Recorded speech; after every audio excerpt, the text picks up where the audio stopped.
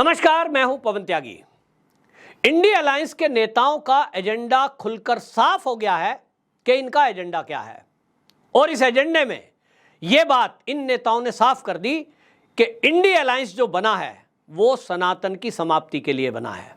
यानी कांग्रेस और कांग्रेस के जो सहयोगी दल हैं उनका एक सूत्री कार्यक्रम है हिंदुत्व को खत्म करना, सनातन को खत्म करना। और इस बात को लेकर के भारत का संत समाज मुखर होकर अब सामने आया है। पूरे देश में इस बात को लेकर गुस्सा है। लेकिन इसी बीच देश के प्रधानमंत्री मोदी जी, उन्होंने अब भारतीय जनता पार्टी की चुनावी रैली में इस इंडी अलायंस की पोल खोल कर रख दी है और एक तरह से उन्होंने चुनौती दे दी है कि ये जो सनातन को मिटाने का सपना देख रहे हैं, ये सनातन वो है जो सनातन आदि काल से था और आगे तक चलेगा और हजारों साल का हमारा गौरवशाली इतिहास है, जिसमें झांसी की रानी की चर्चा उन्होंने की कि किस तरह से उन्होंने चुनौती दी थी अंग्रेजों को। उन्होंने चर्चा की अहिल्याबाई होलकर की, जिन्होंने भारत में बहुत सारे मंदिरों का निर्माण और सामाजिक उत्थान के काम किए। और मोदी जी ने यह कह दिया देश को चुनौती देते हुए कि ये जो इंडिया अलायंस है इसको ध्यान रखा जाए कि ये आगे भी इस तरह के हमले और कुछ घटनाओं को अंजाम दे सकते हैं। देश के लोगों को उन्होंने सतर्क रहने का आह्वान किया है। असल में हम देख रहे हैं 2014 के बाद से, हम देखें अगर गौर करेंगे तो ये जो विपक्ष है, एजेंडा अब खुलकर आया है, लेकिन कांग्रेस समेत जो इनके समर्थक दल हैं उसका अगर आप कार्यकाल देखोगे और उन राज्यों में उन पार्टियों के घटना और उनके वक्ताओं की बात देखोगे तो आपको समझ आएगा। टीएमसी को देख लीजिए, पश्चिम बंगाल में जिस तरह से वहां प्लानिंग करके घुसपैठियों को जगह दी गई, बांग्लादेशी घुसपैठी, रोहिंग्या, और वहां हिंदुत्व पर प्रहार किस तरह से टीएमसी के द्वारा हुआ कि वहां जो है भारतीय जनता पार्टी और आरएसएस के कार्यकर्ताओं को खोज खोज कर वहां उनके घरों को जलाया गया, महिलाओं के साथ रेप हुए, उनके ऊपर हमले हुए, ये सब ने देखा, घर छोड़कर जाने को मजबूर हुए। यही एजेंडा जब बात चल रही थी लग रहा था कि ये केवल पश्चिम बंगाल की घटना है, लेकिन उसके बराबर में आप देखिए नॉर्थ ईस्ट में मणिपुर में मैतेई, कुकी और नगा, उनके जो हमले आप देखेंगे, पहली बार इंटरनेशनल मीडिया पर चीज सामने आई क्योंकि घटना बड़ी थी। और यह घटना बड़ी थी इसलिए सामने आ गई क्योंकि आज सोशल मीडिया है। तो क्या पता लगता है? पता यह लगता है कि वहां भी म्यांमार से लगातार नशे की खेप पहुंच रही है। नॉर्थ ईस्ट के लोगों को, युवाओं को नशे में डुबाया जा रहा है, तेजी से धर्मांतरण हो रहा है।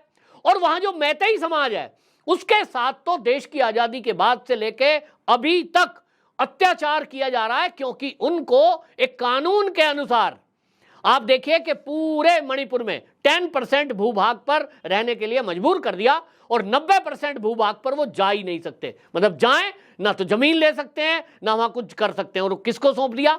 नशे के कारोबारी, बाकी और समाज, उसको सौंप दिया गया। अब वहां जो हमले मैतेई पर हो रहे हैं ये बता रहा है कि मणिपुर, नॉर्थ ईस्ट और आपका चाहे वो नागालैंड, वहां किस तरह से पूरी प्राण तरीके से हिंदुओं को विहीन करने में ये सब लगे हुए थे। इसी तरह आप आगे आ जाइए तो आपको उत्तर प्रदेश में समाजवादी पार्टी को अगर आप देखेंगे तो क्या है? समाजवादी पार्टी का शासन याद करिए, कोई महीना ऐसा बीतता था जिस दिनों बड़े दंगे ना होते हों। और क्या हो रहा था? पुलिस थानों में अधिकारियों को आजम खान सरी के नेता फोन कर दिया करते थे।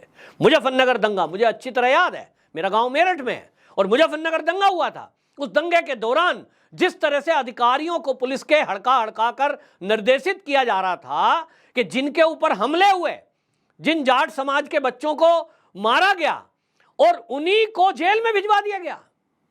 अधिकारी कहते थे साहब हम क्या करें, मंत्री जी का आदेश है।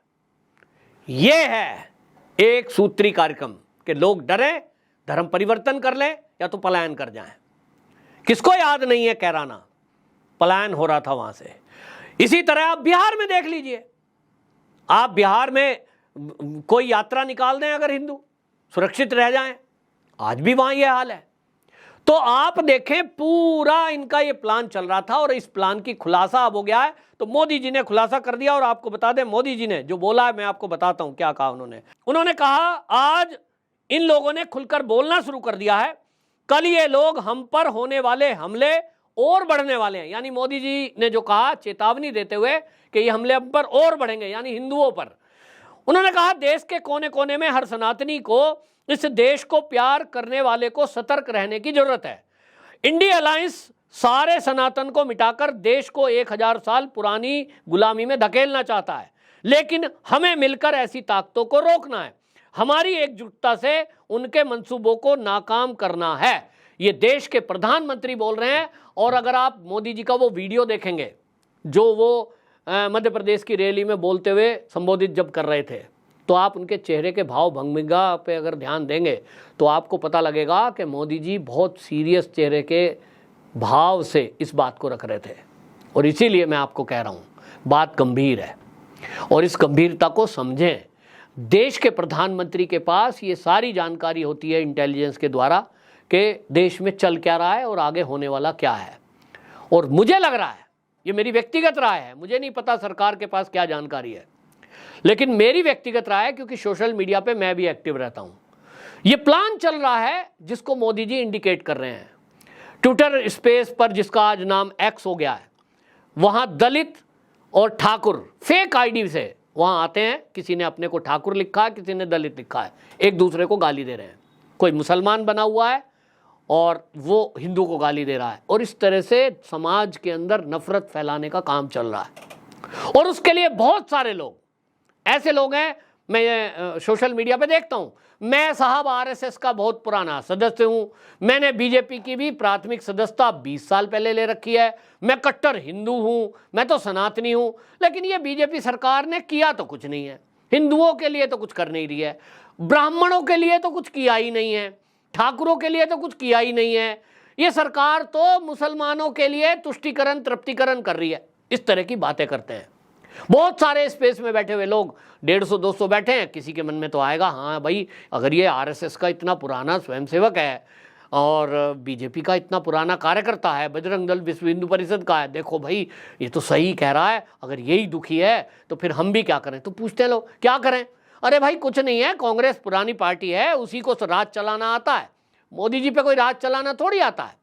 और इसलिए एक माहौल बनाया जा रहा है, और उसके लिए मणिपुर हिंसा को ऐसा दिखाने की कोशिश हो रही है जैसे मैतेई समाज ने ही वहां क्रिश्चियनों पे हमले कर दिए, वहां चर्चें जला दी। और इसको लेकर राहुल गांधी समेत पूरी कांग्रेस पूरी दुनिया में मैतेई समाज को बदनाम कर रही है।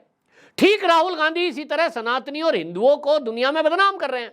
वो क्या कहते हैं जाके विदेश में, अभी जो उनका दौरा था, आप देखिए विदेश में जो गए यूरोप में, वो क्या कह रहे थे, वो कह रहे थे मैंने सारे हिंदू के साहित्य पढ़े हैं, मैंने गीता कुरान पढ़ी है, मैंने जो है सब साहित्य पढ़ रखे हैं, मैं अच्छे से हिंदुओं को जानता हूं, बीजेपी और आरएसएस का हिंदुत्व से कोई लेना देना नहीं है। ये बयान है राहुल गांधी का। और क्या कह रहे हैं, हिंदुत्व राष्ट्रवाद नहीं है। मतलब आप क्या कह रहे हो कि जो हिंदू है देश के वो राष्ट्रवादी नहीं है। राहुल गांधी ये बयान दे रहे हैं। तो ये इनकी साजिश है सनातनियों पर प्रहार। और जिस तरह से डीएमके के नेताओं ने खुलकर कह दिया है कि हमारा तो एक सूत्री कार्यक्रम है साहब कि सनातन को समाप्त करना, तो अब देश को समझना है, सनातनियों को समझना है कि जब ये एक्सपोज हो गए हैं, मोदी जी ने भी इनका भविष्य बता दिया है कि आगे ये और हमला करने वाले हैं, तो आपका मूड क्या है। एक तरफ इंडिया अलायंस है जिसमें ममता बनर्जी हैं जो केवल बांग्लादेशी घुसपैठियों के लिए सारी सुविधा जुटाती हैं, वहां पर समाजवादी पार्टी के अखिलेश यादव हैं जिनके लिए जो आजम खान एंड उनके रिश्तेदार और अतीक अहमद टाइप के लोग ही उनको पसंद हैं। आगे आ जाइए तो बिहार में लालू प्रसाद यादव हैं, चारा घोटाले में सजा याफ्ता जमानत पर छूटे हैं, लेकिन जिस तरह के कारनामे उनके मंत्रियों के हैं कि वो कहते हैं रामचरितमानस को तो खत्म कर देना चाहिए, पन्ने फाड़ दो इसके, बेकार है, सोचिए। इसी तरह अगर आप आ जाएंगे दिल्ली तो आम आदमी पार्टी है। आम आदमी पार्टी ने जिस तरह से वक्फ बोर्ड की संपत्तियों में घपला घोटाला करके और यहां पे बांग्लादेशियों को बसाने का काम किया, ये विवादों में है। और इसके अलावा उनका भी जो काम पंजाब में चल रहा है, पंजाब में आप देख लो क्या हो रहा है। तो वहां जिस तरह की आज़ादी दूसरे पंथ के लोगों को अपना प्रचार प्रसार और धर्मांतरण को दिया जा रहा है, ये चल रहा है। इसी तरह इसी अलायंस में डीएमके भी है, उस डीएमके ने तो घोषणा ही कर दी है सनातन समाप्ति की। तो इंडिया अलायंस में कांग्रेस है और कांग्रेस के ही द्वारा ये सब इकट्ठे किए गए हैं, जिसमें वामपंथी दल भी है। वामपंथियों का तो एक सूत्री कार्यक्रम है, यानी पूरी तरह यह तय हो चुका है कि एक तरफ मोदी जी के नेतृत्व में सनातन की रक्षा के लिए मोदी जी का जो दल है एनडीए वो है, और एक तरफ इंडिया अलायंस है जो सनातन की समाप्ति के लिए प्रतिबद्ध है और उनकी घोषणा कर चुके हैं। फैसला आपको करना है कि जब ईवीएम का बटन दबाने जाएं, अपना प्रतिनिधि चुनने जाएं, तो आपको सनातन का विरोधी चुनना है या सनातन का सपोर्टर चुनना है। अपनी राय जरूर रखें। वंदे मातरम।